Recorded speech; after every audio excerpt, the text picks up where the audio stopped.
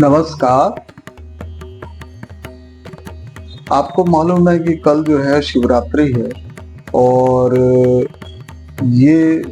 इसलिए मैं शुरुआत इस वीडियो की हर हर महादेव से करूंगा। आपको मालूम है कि हमारे त्रिदेवों में से एक है शिव जी। शिव जी की महत्ता जो है वो हिंदुओं के लिए बहुत ज्यादा है। अब शिव जी तो इन सिंधु घाटी की सभ्यता में भी पशुपतिनाथ के नाम से एक सील पाई गई थी। तो शैव संप्रदाय हमारा बहुत पुराना है और इसके अंदर जो गूढ़ रहस्य छुपे हुए हैं शैविज्म में, उनमें से एक है कांवड़ यात्रा। अब कांवड़ यात्रा आजकल चल रही है हरिद्वार में, ऐसे गंगा जल भर करके कांवड़ जो है कांवड़िए वो जो है कांवड़ ले अपना गंगा जल ले करके और अपने शहर के शिवालय या अपने गांव के शिवालय में जलाभिषेक करते हैं। तो अब बात ये है कि ये जलाभिषेक करने के पीछे क्या मंतव्य है वो क्यों करते हैं जलाभिषेक।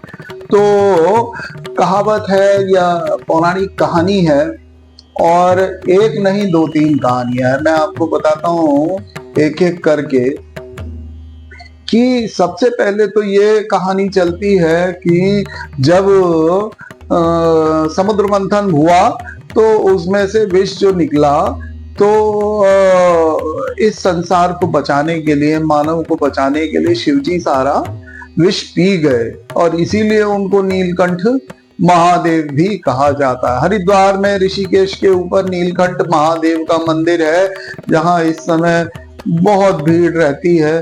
और कभी आप लोगों के का आना होगा तो आप जरूर जाइए नीलकंठ महादेव।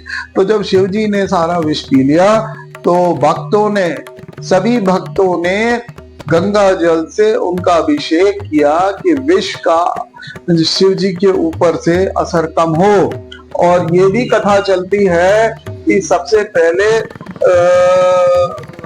क्या बोलते हैं, परशुराम जी गए थे जल लेकर के, गंगा जल लेकर के जलाभिषेक करने। तो एक ये स्टोरी चलती है कि इस वजह से जो है। और दूसरा ये भी है कि देखिए सावन का महीना जो है वैसे भी महादेव जी को समर्पित है और इसमें अलग अलग मान्यताएं ऐसे भी चलती हैं, जैसे कि विवाहित महिलाएं अखंड सौभाग्य पाने के लिए सावन के हर मंगलवार को मंगला गौरी व्रत रखती हैं, वहीं कुंवारी कन्याएं मनचाहा वर पाने के लिए मंगलवार का व्रत करती हैं। तो हिंदू धर्म में सावन का महीना बड़ा विशेष और शिव जी के लिए माना जाता है।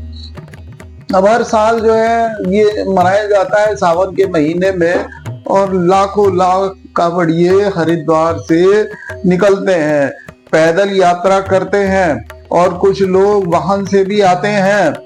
और ये जो समय होता है कांवड़ का, जब से शुरू होता है और जब शिवरात्रि होती है तब तक शहर खचाखच भरा रहता है, लोग सेवा भाव में लगे रहते हैं। और लोग जो है कांवड़िए जो है वो उनके लिए भगवान की तरह से उनको मानते हैं और उनको भोले बोलते हैं, भोले, है ना। तो ये एक वो है। और जनरली जो वो है वो त्रयोदशी के दिन शिवरात्रि पड़ती है, यानी कि सावन शिवरात्रि पे भगवान शिव को जल चढ़ाने का विधान है।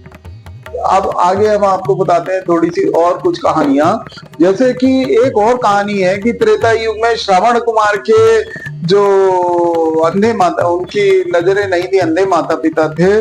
तो अंधे माता पिता को वो सबसे पहले कांवड़ में बिठा करके श्रवण कुमार ने उनको धार्मिक यात्राएं कराई थी, उनको गंगा स्नान कराया था और पैदल वो उनको कांवड़ पे लेके गए, गंगा स्नान कराया।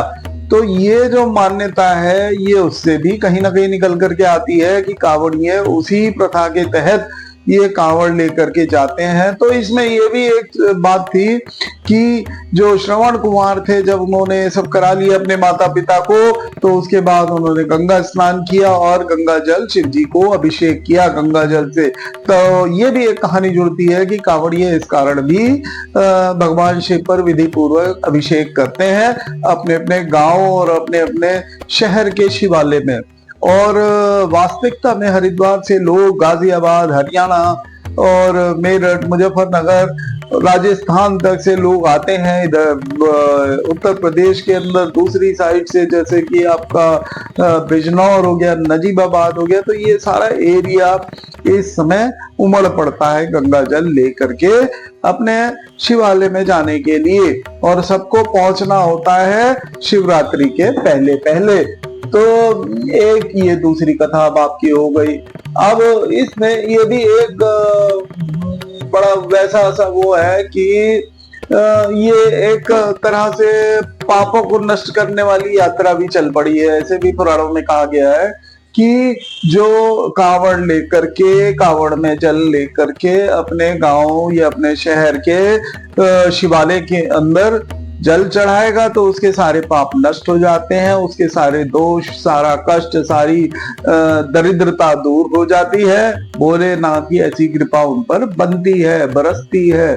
तो ये कुछ पौराणिक कहानियां थी। यहाँ पे इसमें कुछ नियम भी होते हैं, जैसे कि शिव भक्तों को कांवड़िया कहा जाए तो कांवड़ यात्रा जाने वाले भक्तों को इस यात्रा में बड़ी सख्त नियमों का पालन करना पड़ता है।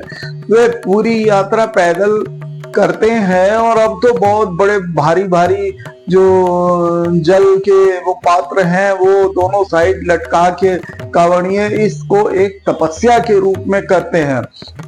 ये मात्र इतनी सी बात नहीं है कि दोनों साइड तीन तीन अष्ट धातु के घड़ों में और सिल्वर के घड़ों में या कांसे के घड़ों में जला ये गंगा जल लेकर के जाना, ये कोई पौरुष का वो नहीं है प्रदर्शन।